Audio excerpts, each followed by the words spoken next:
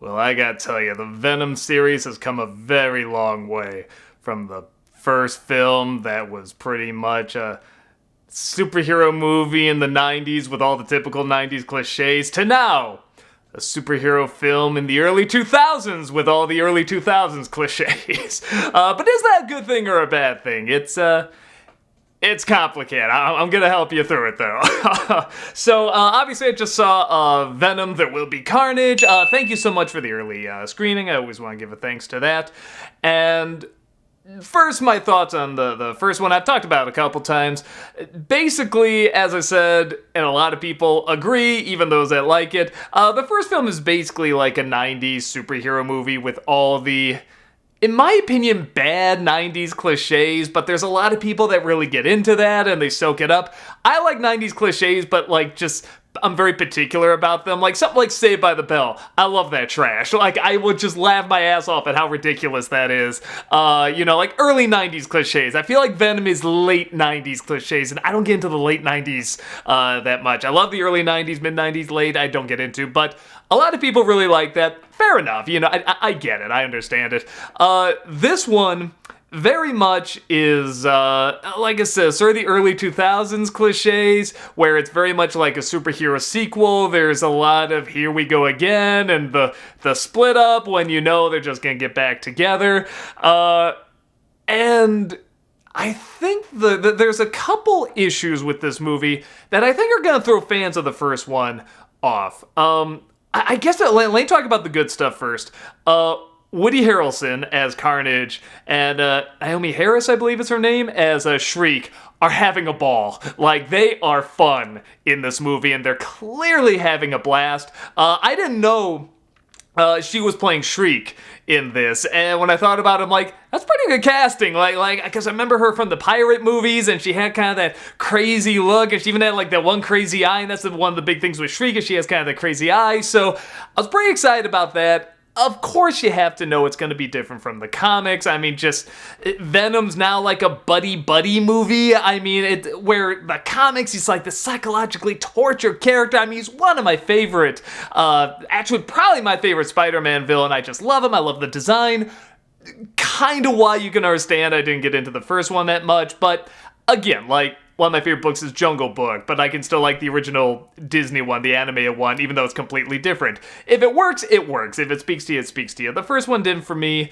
This one actually starts out in a way that I thought, oh my god, I'm gonna love this movie. Like, this is gonna be like Face Off with Nicolas Cage and John Travolta. Just these two really fun actors hamming it up with Tom Hardy and Woody Harrelson, and then Naomie Harris thrown into the mix too. And it opens up like just this really insane B movie. Like, I mean that in the best way, where you see Carnage, like, in this, was it rehabilitation? Or no, it's an asylum. I think he's in an asylum, and he slips this note to Shriek, who's in the other room. It's like, hi, this is for you. And she's like, they're taking me away. My mutant powers are too powerful. What do you mean they're taking me away? They're taking me away right now. People come in, they take her away. What? No, it's slamming on the window. Gets her in the van. She's like, any last words? Huh? Wah! Boom, the car falls over. The guy's like fighting her and shoots her in the eye. And like, that's like the first like minute. They just squeeze all this shit, all this melodrama, over the top comic book insanity into like 1 or 2 minutes. And I was totally digging it. I'm like, okay, this is my type of garbage. I love this kind of garbage. But then it gets weird, because you got Tom Hardy comes back in. He's still burping his way through the performance like he did the first time. But again, as part of the fun, count how many times he says wow, like Adam Sandler in this. If you do a drinking game, you won't survive, but you'll sound like Tom Hardy in this. And he's once again got this buddy-buddy connection with Venom. And they kind of split in this movie for a little bit, and here's one of the major issues, is that everybody in this has good comedic timing. They know how to say a funny line. They know how to get the setup and the delivery and so forth. But, and this might get me in trouble because I know a lot of people also really like this movie, it reminded me of the Sonic the Hedgehog movie, where these are all funny actors. They're making these lines sound funny, but they're not saying anything funny, and they're not saying anything that interesting. So I really want to laugh at this setup. A perfect example, I see, to me, A perfect example, if you're gonna like this movie or not, this clip is online, I believe. Sorry, my tripod decided to shit on me. Take two. A good example, in my opinion, of whether or not you will like this movie is that there's a clip online you can check out where it's Venom going to this big rave, and it's kind of like a coming out party where he goes up there and he says, you know, I've been in the closet, you know, for years, and now Eddie held me back, and now I'm out, and everyone's cheering, yeah, you go for it. Now that's a great setup. That's a funny setup. It's clearly not Venom, but whatever, it's a funny setup. So I'm waiting for funny lines to be said. And they just say the standard, like, if I was just sitting here talking and making up lines on the top of my head, like, that's what they put in. It's something where it's like, well, okay, this idea, but we'll put funny lines in later. And they never go back to it. They just have the placeholders there. Like, that's what the dialogue feels like. It feels like placeholder dialogue that should be funny, that someone should have gone back, looked at the script, and said, okay, let's make this punchier. Let's make these lines actually funny. But here's the thing, the setup is still a decent setup, so I feel like if you watch this clip of him in front of all these people and he's covered in like these neon necklaces and stuff like that and everyone's cheering him on, if you're watching that and you're laughing, I think you're gonna like this movie for the most part. So that's one issue, major issue I have with the movie. The other issue, and this really ties into Woody Harrelson and Naomie Harris in this, is that without getting too much into spoilers, if you've read Maximum Carnage, that's like one of my favorite Spider-Man stories. I just loved it. And I was at like the perfect age when it came out. I even played the stupid Super Nintendo game. I loved Maximum Carnage. And that's what I want to see. And this movie is building that up. But I'm telling myself, even if we don't get it in this one, we can do it in another movie. That's fine. They can build up more characters, especially. I mean, that was part of it. There's a lot of characters in it. It's not looking like they're gonna do that. This is it. This is the big, epic Maximum Carnage. This is probably everything they're gonna do with Carnage. And it's very underwhelming. It feels very cut down, like this was originally a much harsher rating, but they cut it down to PG-13. Or there was a lot more development, there's a lot more crazy stuff, and they cut it down. It really feels trimmed a lot. There's a lot of scenes of like strange dissolves that come out of nowhere, a lot of like ADR of people looking this way, and then you hear like a lot of dialogue, you know, like that kind of thing. I'm almost wondering if they just shoot those scenes in movies now, where it's like, okay, now get a shot of the back of someone's head in case we need to cut this up and put extra dialogue in, you know, to condense a scene down. And I think that might be the one thing that will really get in the way for people, because if you've seen the trailer and you see Carnage, he looks great and he's doing all this stuff to the security guards. It's not that he does nothing in this. Like he does one or two cool things, and so does Shriek. And again, they have kind of like this Joker-Harley relationship going on, and I can't remember if they were an item in the comic. I know they definitely were partners in crime, but I can't remember if they were romantically involved. But it works in this. It's fun in this. I want to see these two together. But the amount of carnage they do, it's not that massive. It's definitely not maximum. It's not Maximum Carnage. And when we finally get to the third act, it's a very short movie, only an hour and a half. When we get to the climax, I remember thinking to myself, oh, we're here already? Like, that was it? I never thought I would say this, but this really is a movie where the villain needs to want to take over the world. I never thought I would say that, but it's Carnage! I mean, if you've seen all the advertising when I was growing up of Maximum Carnage, he's gigantic and he's over the city and people are screaming and every comic book cover looked amazing.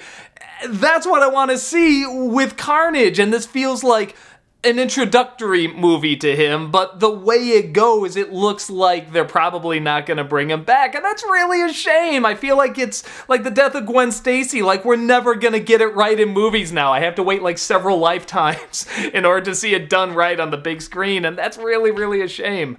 But I feel like a lot of people are going to go in, they want to turn their brains off, like they did with the first Venom, and they just want to enjoy their nostalgic cliches. Again, I totally get that. There are some moments that are fun in this. The action is kind of hit and miss. I guess like the first one, honestly, they had some good action sequences, and then they had ones that were really poorly done. I don't remember any of them being like horribly done in this one, but I do remember sometimes I would kind of squint and be like, okay, who's winning? Where did they go? How did that person get stabbed or whatever? With that said, too, I will say there is an impressive amount of deaths that happen in this that I didn't think would happen. Again, for a PG-13 movie, there's one scene where Carnage is just driving on a bridge, and he just grabs like a pickup truck and throws it over the bridge for no reason except that he wanted to. That's what I wanted more of. That's really fun to me. And I wanted more of Tom Hardy and Woody Harrelson in the same room, because man, when they are in the same room, like I said, it's like Nicolas Cage and John Travolta from Face Off. Just they are trying to out-ham each other, and they are both super fun to watch, but they're mostly separated. And that's not what I want to see in a Venom Carnage movie. You see all these advertisements of like them looking at each other and screaming at each other, but you don't get that much. You mostly get it in the last third. Again, there are some occasional laughs. There's a very funny scene with the what was it? Not the supermarket. What am I looking for? Like sort of the 7-Eleven across, around the corner with the lady in there. It's a later with her and Venom. I won't give away too much, but it's pretty funny. It's near the third act there. That was making me laugh quite a bit. Once in a while, I got a good chuckle. But for the most part, I really felt like, man, I was ready to turn my brain off and accept the stupidity of this movie. Like I said, the first couple minutes, like, sucked me in to how insane this was gonna be. I was excited for it. And then it just kind of plays it safe and middle of the road. And to me, that's not fun. Especially when you have a character as great as Venom, and especially when you have a character like Carnage and Shriek. And you got great actors to play them, and they're having a great time. I really want to see them having a good time, and I want to see them interact off each other. There is one other thing, too, that, again, we'll go into spoilers. Stay for the mid-credit sequence, because there is something that, to me, was not a surprise, and if you follow the clues, you'll put it together pretty easily, but it's still neat to see, and I think it's going to give people what they're looking for, and that's awesome, but again, I'm telling myself, but I don't get my maximum carnage. Like that's my big angry moment there, where I'm just like, because I felt like with these actors and these effects, they're cartoony, but they're fun. We really could have gotten something really great, or at the very least, like the first part to something that's gonna be like Maximum Carnage. So that was a letdown for me. For the most part, I think it's just, it's a waste of time, and we all know it's gonna be a waste of time.